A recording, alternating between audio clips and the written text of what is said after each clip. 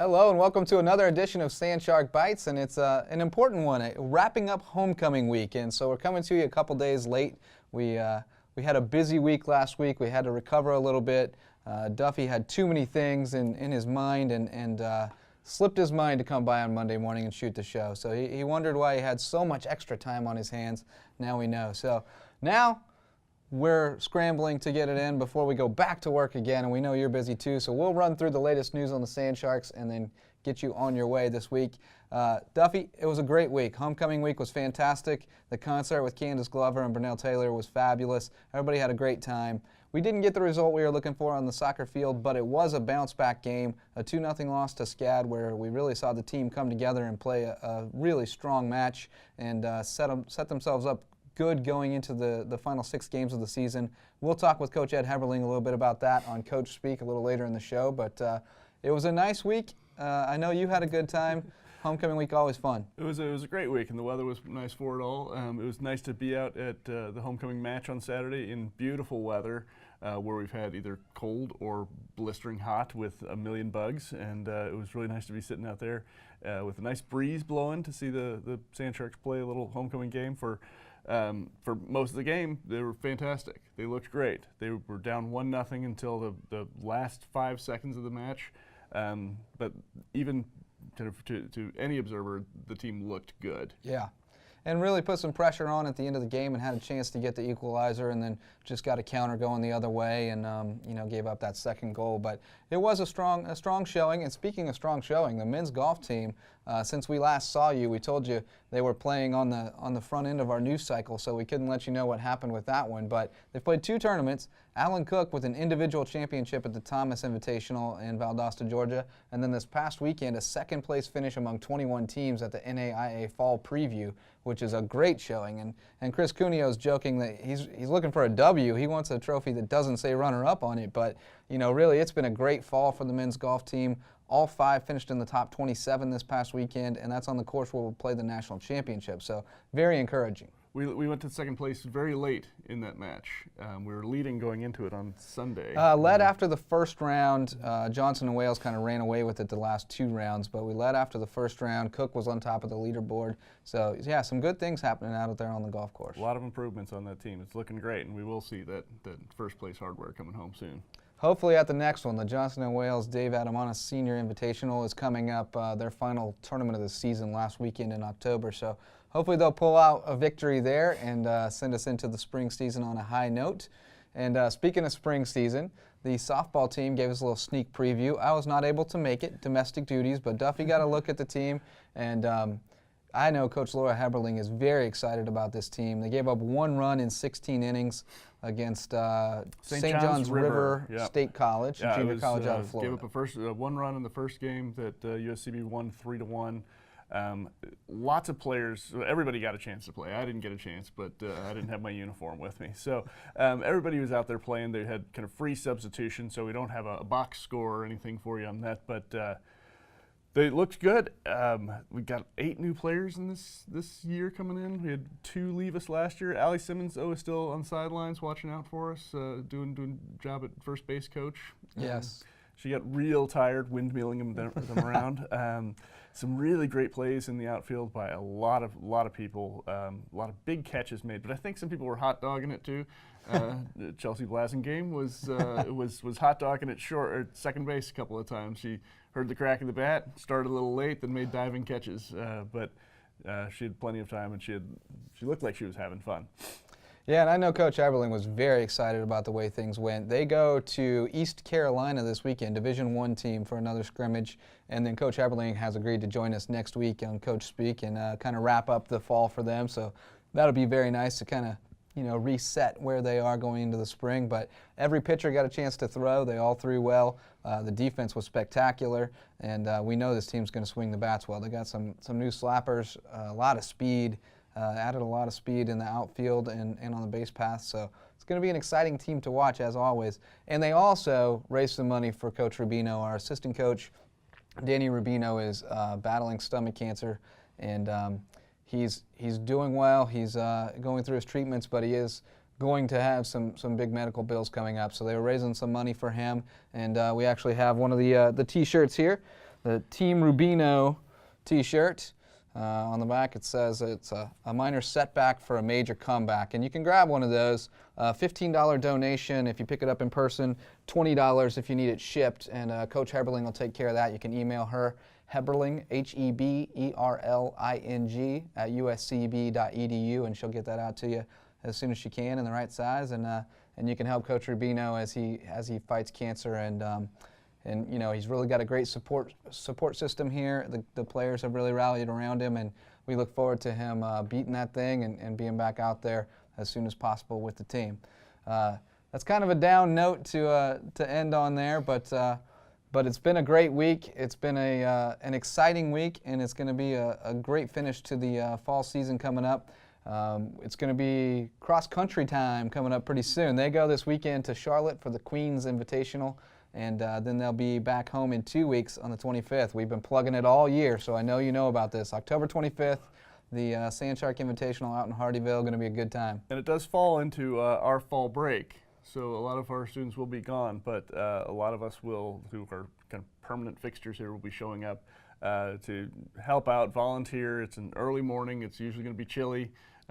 Bring some hot chocolate and some coffee, but we, you know, for our home event, we'd like to get as many people out there cheering on our home team. And there will be about 50 teams, so there's going to be plenty of people out there, but we want some of them in Sandshark gear. So get out there and cheer them on, and watch these great runners compete. And it's going to be a big home weekend for us because we have soccer on Friday and Sunday, and then cross country in between on Saturday. So it's going to be a busy weekend. Don't ask us to do anything else that week. We're going to be very busy that week. But we will wrap it all up for you. If you can't be there, we'll wrap it all up for you here on Sandshark Bites the following week. And I can remember to show up. If Duffy remembers to show up. We'll do it sometime the following week. I can't promise it'll be Monday morning. Monday mornings, whoever's idea it was to shoot these on Monday mornings should be fired. But then we wouldn't have a show.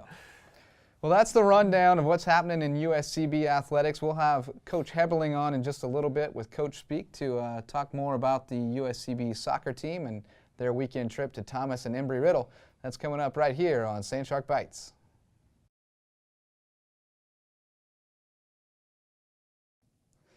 Welcome back to Sandshark Bites, joined now by Coach Ed Heberling for his second turn on Coach Speak, our first repeat performer here. And Coach, it's been an interesting season to say the least. We're going to have to rename the Murphy's Law Heberling's Law because we've had some tough breaks, lots of injuries. Several players, have never seen the field all season, and it has been a tough go, but I know you were really encouraged by the way the team bounced back last week, even though it was a loss to SCAD on homecoming. Really showed some fight, and they've really shown that all season, the fighting spirit, and I know you're excited going into these final 6 games of the season. Yeah, definitely. It hasn't been the best season for us, like you said, the injuries and everything, but with that being said, we've always recruited well. We've been able to bring in the numbers. We've had a big roster to maintain, the numbers so that we could still be competitive. 2 weekends ago, going down to Miami was a little bit of a struggle for us, but the girls got together on the bus ride home, talked about it, got together the first day of practice last Tuesday, and really hit it hard last week to come into the SCAD game. SCAD's a big rival, but also it was a chance for us to see how much we can improve and how much better we could get. So the girls really stepped up to the challenge. We've had pretty much a next man mentality all year where someone goes down, someone usually does fill in pretty well. And I thought last weekend was a pretty good example of, what we're capable of doing when we're all on the same page and we're ready to compete for the 90 minutes. And, everyone buys into what we're trying to do here. And now it's kind of to a situation where you have to shock a couple of people to, to achieve your goals as far as finishing in the conference. But a couple of tough tests coming up this weekend. You travel to Thomas on Friday and then Embry-Riddle on Sunday. Both of those are going to be very challenging matches. Yeah, very, very challenging. Embry-Riddle's number 4 in the nation, I think, right now. And a very good team, always will be a good team. They've always had, the talent and the ability, to compete at our level, and it's a very big challenge for us. But our girls, kind of like SCAD, we always step up for that one as well. Mm-hmm. So I don't have a doubt that we won't, come out ready to compete and ready to fight there. Thomas, has been a thorn in our side as well in the past. But again, every year we've shown improvement against them, and I feel that this year we're going to do the same. Our girls have a new mentality, and a new excitement for the game. And I really feel when we show up on Friday to play in Thomas that it will be a very competitive match that we'll show very well in as well. It's been a very difficult conference schedule here at the front end of the conference slate. It will ease up a little bit as far as where teams are in the standings on the back end. We'll have four home games to finish it off, and they'll be against some of the teams that are a little closer to us in the standings. So you don't want to get too discouraged by where you stand right now, because you know there are a lot of points sitting there ready to be taken. Exactly. Last year I think we had the benefit of having a little bit easier schedule throughout the whole. We had a mix of the challenging teams throughout. 2 years ago, we had all the easier teams, or the more teams on our level at the front. And then this year, it's like you said, it levels out for us on the back end. So keeping the morale up, keeping the girls understanding that the best is yet to come. That we actually want to be playing our best soccer at the end of the season, and heading into the postseason is what we're really aiming to do now. Yeah, we're ready to make a charge up the table and get into the playoffs, and then of course anything can happen once you do that. Hopefully we can get some players healthy going forward and continue to improve and build upon what we've done so far. And then you've always got to balance the short-term goals of this season with the long-term goals of the next 3 or 4 years. And the good news there is no matter what happens these last 6 games, you've really built some depth and gotten some great experience for players going forward the next few seasons.